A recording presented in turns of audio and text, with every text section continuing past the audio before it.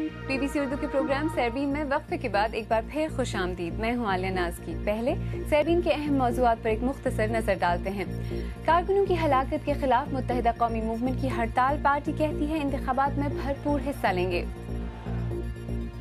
بنگلہ دیش میں ایک 8 منزلہ عمارت گرنے سے 100 سے زیادہ افراد ہلاک. ملبے تلے دبے ہوئے لوگوں کو نکالنے کی کوششیں جاری ہیں. جیمز مکارمک نامی برطانوی بزنس مین کو بم کی نشاندہی کرنے والے جعلی آلات دنیا بھر میں فروخت کرنے کا مجرم قرار دیا گیا ہے. برسلز میں امریکہ کی سربراہی میں آج پاکستان اور افغانستان کے درمیان مذاکرات کو امریکی وزیر خارجہ جان کیری نے مثبت قرار دیا. ان مذاکرات میں افغانستان کے صدر حامد کرزئی اور پاکستان کی طرف سے سیکرٹری خارجہ جلیل عباس جیلانی اور فوج کے سربراہ جنرل اشفاق پرویز کیانی نے شرکت کی. دونوں ملکوں کے درمیان مختلف سطحوں پر پائی جانے والی بدگمانیوں اور غلط فہمیوں پر نظر ڈالی ہے. کابل میں موجود BBC پشتو کے نامہ نگار سعید انور نے. کابل کا چہرہ گزشتہ ایک دہائی میں کافی بدل چکا ہے. یہاں بے شمار عمارتیں تعمیر ہوئے ہیں. ان میں سے کئی پاکستان کی مدد سے بنائی گئی ہیں. یہ طلباء اور طالبات اس نئے تعمیر شدہ بلڈنگ میں اپنے کلاسوں میں آ رہے ہیں جو حکومتی پاکستان کی مالی مدد سے بنائی گئی ہے. کابل یونیورسٹی کے سوشل سائنسز ڈپارٹمنٹ کا عمارت $10 ملین کی لاگت سے تعمیر ہوا ہے. ہمارے دوست اور ہمسائے ملک اسلامی جمہوریہ پاکستان نے واقعی اس عمارت کو ہمارے لیے تعمیر کیا ہے. اس سے پہلے ہم ایک اور عمارت میں تھے جہاں 4-5 ڈپارٹمنٹ ایک بلڈنگ میں تھے جس کی وجہ سے مشکلات بہت زیادہ تھیں. ہمسایہ ملک افغانستان کے لیے پاکستان کا مدد صرف اس عمارت تک محدود نہیں ہے.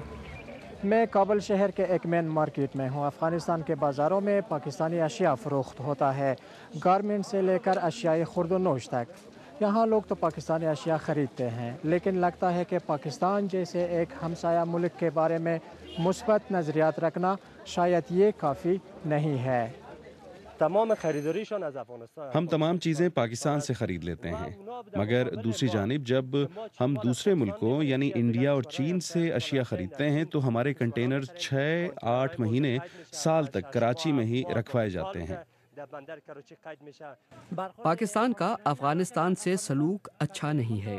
ساتھ ہی پاکستان جو اشیاء ہمیں برآمد کرتا ہے ان کی کوالٹی بھی اچھی نہیں ہے اور ان کی تاریخ استعمال بھی ختم ہو چکی ہوتی ہے. اس مارکیٹ میں لوگ کیوں پاکستان کو پسند نہیں کرتے؟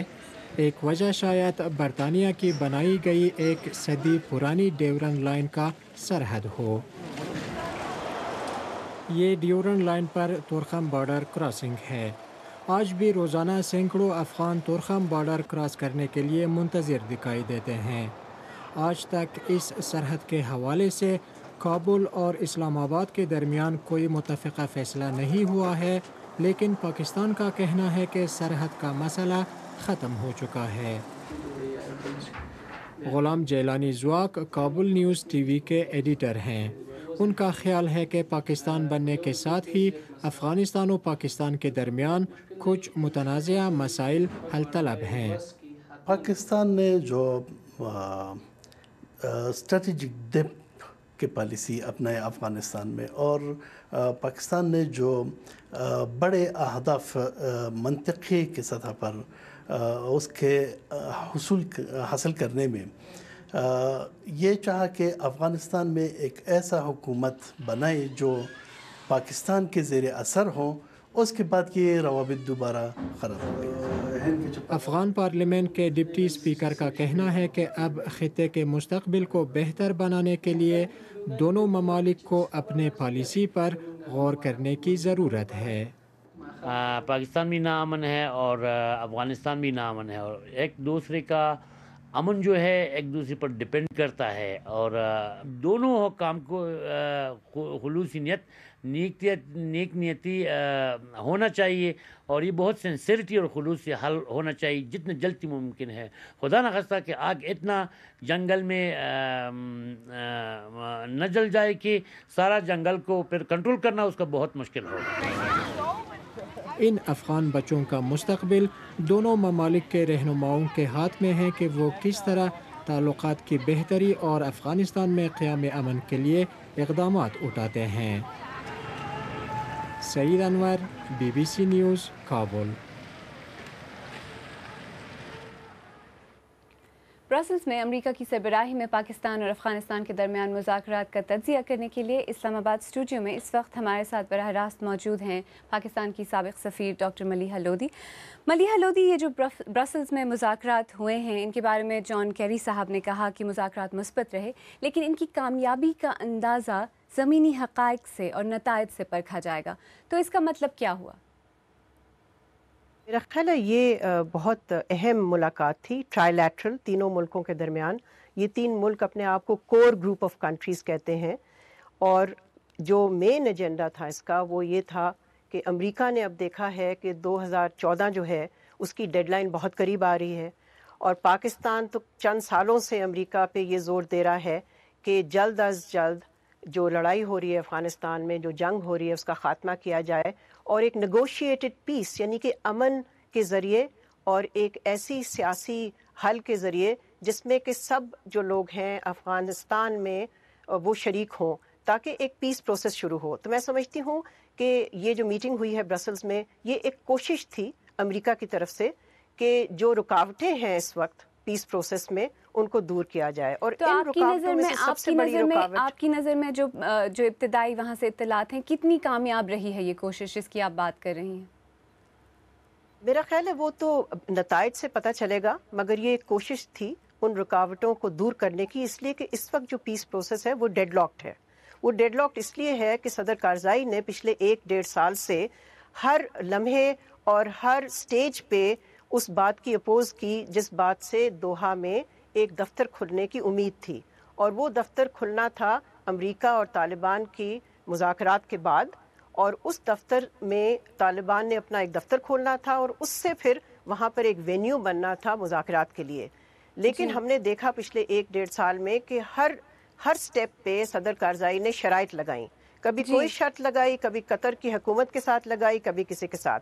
सो मैं समझती हूँ कि ये ब्रसल्स की जो मुलाकात है, पाकिस्तान पे अक्सर दबाव रहता है इस तरह के इजलासों में, ख़ास तौर पर कि वो उतना कुछ नहीं कर रहा पाकिस्तान जितना उसे करना चाहिए, अपनी तरफ जो शिद्दत पसंद हैं उन पर कार्रवाई नहीं की जाती। मेरा ख्याल कि इस मीटिंग का जहाँ तक मुझे मालूम है ये एजेंडा नहीं था। मेरा ख्याल है आप दो मीटिंग्स को कंफ्यूज कर रही हैं, एक जो नेटो की मीटिंग हो रही थी और एक जो ट्राइलैटरल थी। इस ट्राइलैटरल मीटिंग का जो एजेंडा था वो सिर्फ ये था कि अमन जो है और उसका जो प्रोसेस है, ये भी कहा आज जी, इसलिए मैं कह रही हूँ कि आप दोनों मीटिंग्स को कंफ्यूज कर रही हैं। नेटो की मीटिंग के लिए पाकिस्तान मौजूद वहाँ नहीं था, पाकिस्तान वहाँ मौजूद था, लेकिन इसी तनाजुर में बात हुई है, इसी तनाजुर में बात हो रही है, मगर देखिए नेटो का मौक़िफ़ अब भी वही है जी जो पहले था। जी, नेटो का मौक़िफ़ अपनी जगह पे जी। पाकिस्तान इस वक्त पिछले 11-12 साल से कह रहा है कि इस जंग को ख़त्म करना चाहिए और अमन की तरफ जाना चाहिए। हम समझते हैं कि ओबामा की जो इंतज़ामिया है वो अब इस पॉइंट पे आ गई है पिछले 1-1.5 साल से, कि वो भी चाहते हैं कि इस सूरत हाल जो है अफगानिस्तान में, इस सिचुएशन का कोई फौजी या मिलिट्री हल नहीं है और कोई सियासी हल निकाला जाए। मैं समझती हूँ कि उस पे पाकिस्तान और मुख्तसरन आपने ओबामा एडमिनिस्ट्रेशन की बात की, जॉन कैरी की जो मौजूदगी इन मुज़ाकरात में थी और उनका जो तवील रिश्ता पाकिस्तान के साथ रहा है, क्या आपको लगता है कि उससे कोई फ़र्क पड़ेगा मुस्बत नताइज निकलने में? मेरा ख्याल है असल चीज़ तो कारकर्दगी पे होगी कि रिजल्ट्स क्या आते हैं सामने। हमने देखा यह है कि अमेरिका ने अपनी डिक्लेरेटरी पॉलिसी में ये कहा है कि वो एक नेगोशिएटेड पीस चाहते हैं अफगानिस्तान में, मगर हम देखना चाहेंगे कि आया सेक्रेटरी कैरी उस किस्म की पॉलिटिकल कैपिटल इस्तेमाल कर सकेंगे कि पीस प्रोसेस को आगे जाए। और मैं समझती हूँ उसमें सबसे बड़ी रुकावट, मैं फिर रिपीट करती हूँ, सदर कारज़ाई है, और आया वो सदर कारज़ाई को आमादा कर पाएंगे, राजी कर पाएंगे कि वो पीस प्रोसेस को अपोज ना करें। डॉक्टर मलीहा लोधी, हमसे बात करने का बहुत बहुत शुक्रिया। क्या हमारे नाजरीन पुरुम्मीद नजर आते हैं इन मुज़ाकरात के बारे में? عالیہ زیادہ پرامید تو نظر نہیں آتے ہیں، بلکہ کسی اور طرف نشاندہی کی ہمارے ناظرین نے، جیسے کہ سید کریم آفریدی خیبر ایجنسی سے لکھتے ہیں کہ امریکہ بھاگنے کے لیے بہانہ ڈھونڈ رہا ہے، اسے پاکستان اور افغانستان کی دوستی سے کوئی مطلب نہیں۔ اور محمود احمد جنجوعہ فیصل آباد سے کچھ اسی طرح کی بات کرتے ہیں کہ دونوں ممالک کو خود آگے بڑھ کر اختلافات ختم کرنے ہوں گے، ایک دوسرے کو برابری کا درجہ دینا ہوگا، یہ معاملہ عالمی برادری سے زیادہ ان دونوں کے درمیان کا ہے۔ اور انصر خان جتوئی والا سے لکھتے ہیں کہ یہ پاک افغان مسئلہ حل کرنے نہیں بلکہ امریکی لشکر براستہ پاکستان کس طرح نکلے اس گتھی کو سلجھانے گئے ہیں۔ آپ بی بی سی اردو کا پروگرام سیربین دیکھ رہے ہیں۔ کچھ دیر بعد دیکھیے گا ایک نیا سفر جس کا آغاز سندھ کے شہر نواب شاہ سے ہو رہا ہے۔